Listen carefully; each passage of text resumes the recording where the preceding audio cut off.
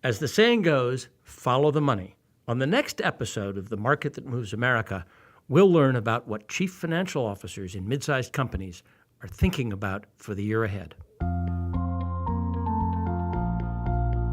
Welcome to The Market That Moves America, a podcast from the National Center for the Middle Market, which will educate you about the challenges facing mid-sized companies and help you take advantage of new opportunities. As the middle market moves ahead in 2019, one group of executives is keeping a sharp eye on how good business is and on what companies need to do to keep performing whatever the weather. Those folks are chief financial officers. What are CFOs seeing? What are they thinking? I'm Tom Stewart. I'm the Executive Director of the National Center for the Middle Market at The Ohio State University's Fisher College of Business. We're the nation's leading research outfit studying mid-sized companies which account for a third of private sector employment and GDP and the lion's share of economic growth. It is the market that moves America. The National Center for the Middle Market is a partnership between Ohio State and Grant Thornton LLP, Cisco Systems, and Chubb. I've got a special guest with me today, Nick Araco. Nick is the chief executive of the CFO Alliance. The CFO Alliance is a network of about 7,000 top financial executives, mostly from middle market companies, and a strategic partner with us at the National Center for the Middle Market. Nick, welcome to the podcast. Thank you, Tom. It's a pleasure to be here. So tell us a little bit about the CFO Alliance and the CFO sentiment study. Sometimes when I think of CFOs, I don't think of them as having sentiments so much as thoughts. But you just completed a big sentiment study of CFOs. And tell us a little about the study. Yeah, Tom. So we produce this study every year. So this is our 9th year of producing our sentiment study. And given that our community of finance executives have an objective and goal in mind around sharing of best practices, benchmarking, and ensuring that they have an ability to harness the power of a qualified peer network, the opportunity to get them to tell each other and us what's on their minds is nothing new to our community. But we've decided to anchor each year the understanding and opportunity for that type of benchmarking through the production of a sentiment study. So between Thanksgiving of each year and the first January of the following year, we're out and about collecting insights and information from our member base. And this year, close to 600 of our members participated in the study. So that's a good solid number. It is. It provides us an opportunity to really better understand and help them better understand what they and their peers are committing to this year, what could get in the way of that commitment they're making on behalf of their enterprises. But more importantly, we believe help them build confidence in decision making around key objectives and issues that will drive enterprise performance. So one of the things that I think is interesting is you were out in the soliciting these opinions, as you said, between Thanksgiving and New Year's Day, when sort of two things were happening simultaneously. First of all, companies are putting the final touches and the duct tape and WD-40 on their budgets and plans for the next year. So they're finalizing plans. And the second thing, as we all recall from that period of time, is the stock market was going wild and there were sort of lots of jitters in the economy. When you with this group of nearly 600 CFOs, what did they tell you about how they think business is going to shake out in this year? Well, it's interesting. I use this headline in when asked this question that Wall Street and Main Street should brace itself for a very interesting year. And interesting does not mean negative. It means that while 3/4 of our members characterize their sense of confidence in themselves and their ability to increase top line performance, i.e. revenues, and more than half said, yes, we're going to commit to increases in bottom line performance and shareholder value. All of them did say that it wasn't going to be easy. So the headline is brace yourself for a very aggressive year focused on increases in top line, bottom line, and shareholder value performance, but an individual and collective group of CFOs who say, we're going to sweat a lot, we're going to have to roll up our sleeves, and the devil's going to be in the details and ensuring we pull the right levers to do it. So one of the things that's interesting is, as you know, in our middle market indicator survey, which was out in the field in the first 2 weeks in December, so it basically overlaps with yours, we found really similar sentiment. We found, first of all, economic confidence in the economy as a whole was high, but it had dropped. It dropped a little bit, and short-term expectations were low, but plans like how much are you going to spend in CapEx? How much are you going to introduce new products? Are you going to open a new plant or facility? Are you going to open a new market? Those seem to be unchanged. So people were saying it's full speed ahead, but I'm less confident. That's exactly what we're hearing from the Office of the CFO individually and collectively. Flat and or downward is not acceptable. So we're going to, with all faith and confidence, and as we call them, the chief reality officers at the table as CFOs, they have strength and confidence in the numbers and in their ability to produce the results, but none are going to think it's easy. So you talked about levers a couple of seconds ago and pulling different levers to basically keep this metaphor is going to be terrible, but keep the ship sailing strong and quickly, whatever the weather.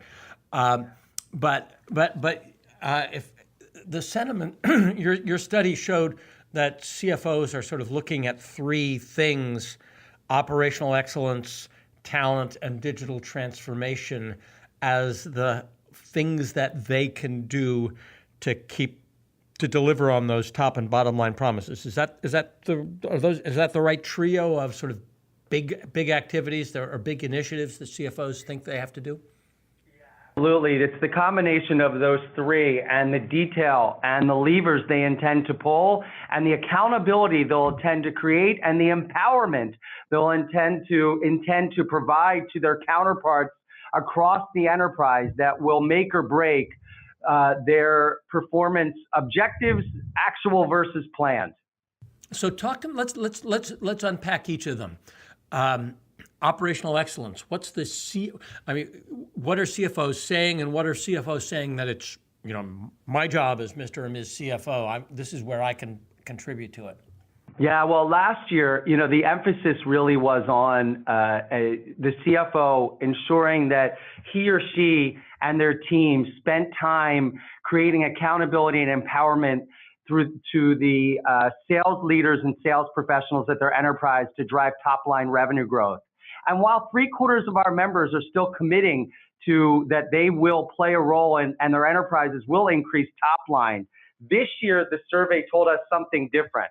They said that this year the emphasis is now on operations, and that 40% of the survey respondents said that they expected to work more closely with the operational team and in operations as a whole directly than any other area of the company this year. Why? This year, well, why? Because they view it this time that operational responsibility is going to require them to help their counterparts lead some major type of business transformation project in the year ahead. That this is a year where automation throughout the enterprise needs to happen, that the information and flow of data and information that they can now capture needs to be captured, analyzed, and provided to ensure that the efficiency and effectiveness behind operations is directly tied to their understanding of the results. So that's a little bit different from what I was expecting that you'd say. I was expecting that you'd say that the CFOs are saying that at a time when the weather may be unpredictable and stormy, we want to make sure that we are as lean as possible, as efficient as possible, because the cheapest source of capital is the capital we don't need to use, the capital we can free up by efficiency. The cheapest source of revenue or profit is the money we don't have to lose in efficiency. But you're saying that the CFOs are looking at operations and saying, we need not just leaner but maybe transformed operations, or both, or both? Yeah, you are directly on point with your interpretation of what my members are saying and what we're hearing in our community. Remember, it's the intersection of people, process, and technology in operations that ultimately determines the performance behind the operations themselves, i.e. the results. So this isn't a defensive approach to operations. It's what they're saying is we want to use operations aggressively, not defensively. That is exactly right. And there's the key sentiment within the middle market that you and I both know. For many, the last remaining source of competitive advantage is that customer experience and how something is delivered, product or service, and ultimately how the strength of the relationship then transfers itself to the performance and the top line and bottom line. And so for most of these enterprises, the emphasis is on viewing that experience and the operations and the performance behind it as an offensive move, not a defensive move. Got it. This kind of connects to the digital piece too, doesn't it? If you think about operational transformation, but when CFOs are looking at this amorphous idea of digital transformation, what are they telling you? Well, I'll tell you a very kind of blanket statement. Last year at this time, we asked our CFOs, how is your intention to increase and bring more data and quote the numbers to the rest of the business with better dashboards? The answer was about 40% of them said we're doing it. We saw a 20 percentage point increase in that answer this year, with more than 60% of our survey participants saying, nope, you know what, this year we're going to enhance our ability to collect, analyze, and provide the power of the quote numbers via dashboards across the enterprise. So that this is an overall enterprise strategy, so that the idea of financial data and KPIs could really be a way to ensure that not only is the enterprise and these various kind of silos within the enterprise executing in sync, but that they have great power to be agile and shift should they see something there that they don't like, or they see a trend that they didn't see before. Getting back to that overall sense that this could be a year of some volatility, and agility will also be needed to execute. Right. So if the weather's going to be bad, the sooner I get notification, the faster I can see, the better I can read the weather, the better I can adjust to. You know what? You're giving me this image. A few years ago, many years ago, I was near Philadelphia in your neck of the woods, and I went to visit an electrical power grid distributing organization, and I went down to their bomb-hardened basement control room. I mean, and this was a place that basically you couldn't take it out with a bunker-busting bomb. And on the wall was this enormous screen and dashboard that basically showed all of the electrical network connections through eastern Pennsylvania and the connections out to New England and upstate New York and all that sort of thing. And it's sort of like this. It was the Starship Enterprise. It was like it's this cockpit that allowed me to see everything. And that's the image I'm getting, that CFOs think that 60% of your numbers saying they are really going to try to create cockpits for visualizing the business in real time. You are absolutely right. They believe they have a real opportunity, given their natural comfort with the idea of data-driven decision-making and an ability to capture, analyze, and in a concise and efficient way communicate that information towards decision-making or towards influence in decision-making. Yeah. All of that is in place. But here's another unique piece, Tom. Over 55% of those surveys respondents said they intended to meet regularly with the functional leaders in operations and across the enterprise to align this use of data and technology with decision making. So they're not just going to say, here's your dashboard, have at it. They recognize and have some sensitivity to the fact that maybe a number of their counterparts, regardless of their experience level, regardless of their leadership level, may not be naturally inclined to approach the operational responsibilities they have with that data and dashboard in mind, or they may not know how to. I'm thinking that this is a really interesting potential competitive advantage for a mid-sized company.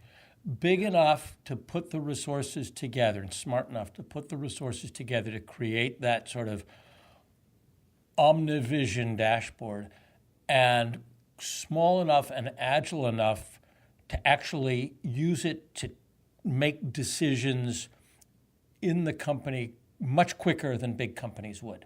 So big companies might be able to get that, they might be able to afford that view better, but they're going to be slower to react. But in theory, a mid-sized company might be able, that really is digitally aware like this, might also be able to be responsive much more quickly, more quickly than big companies, and with more oomph than smaller companies. I couldn't agree more. And there's a great sense of empowerment and opportunity that the center and organizations like ours are trying to, accelerate, at minimum reinforce, so that they're acting with a sense of confidence that, and maybe you in many cases, what you said may be right. And we want them to test that. We want them to feel empowered by it as a middle market enterprise, instead of waiting to see or saying we can't do. Yeah. And, let me talk about the third theme, which is the people theme. Our organizations, the CFO Alliance and the National Center for the Middle Market, we've done a whole bunch of things together, and quite a number of them have been around talent. And to some extent, that's always been a bit of a surprise. Again, I mean, the CFO and the CHRO are often, oil and water, or they seem to be looking at, capital and human capital seem to be looking at the world through somewhat different lenses. But I've seen in our interactions with you, and you've seen this incredible responsiveness from CFOs to thinking about the talent agenda. What's going on? Well, I am, as you know, as CEO of the CFO Alliance, both blessed and spoiled to sit in the middle of real-time interaction between our members, talking about what drives the value in their business. And I will tell you collectively, and you are not surprised by this because you in the center are in the middle of this all, the majority of our members truly believe that they can link directly the shareholder value and performance of their company to the talent. And so I will tell you, one of the most heated debates you'll find is if someone comes into our communities and says, you view human capital individually, collectively as a cost. You're the CF no as it relates to talent. And my members will say, no way. We are spending the bulk of our time and have a real sense of authenticity and purpose, playing a role in attempting to help our enterprises attract, motivate, retain, and drive value out of our most important asset, which is our people. Let me flip this question to you. I'm a CHRO, and or I'm the marketing guy, whatever it is. You're the suit. I'm this other. What are the three things that I should ask of you as a CFO to be something other than the CF no when it comes to talent? Well, look, we've been asking this question, and in fact, I had a group of our members together yesterday in New York, and a number of them brought their CHROs with them to our discussion around equating talent to value. So I will share with you a bit of what's been raised. Number one, the CHROs and the other C-suite executives are asking the CFOs to empower them with data and information that they can use that have some level of explanation to the financial statements themselves, even if it's a degree of separation from or 2 degrees from the actual numbers entered on that income statement, that balance sheet, or some other form of financial statement. So help me understand where our data fits with what drives the business itself. So show me KPIs that are for not just numbers, but that are financially focused. The impact of employee retention or turnover, or yeah. Yes, that's exactly that. Show me the real cost, or show me the real impact to revenue. It's that simple, or profitability, right? Number one. Number two, CFO, please make this a two-way street. Don't jam the language of finance at me on the bridge like a toll taker. Know that it has to both work both ways. Help us help you as CFOs do your role better. So please don't make it a one-way conversation. Don't turn on the right side of your brain. Yeah, turn on that other side, right?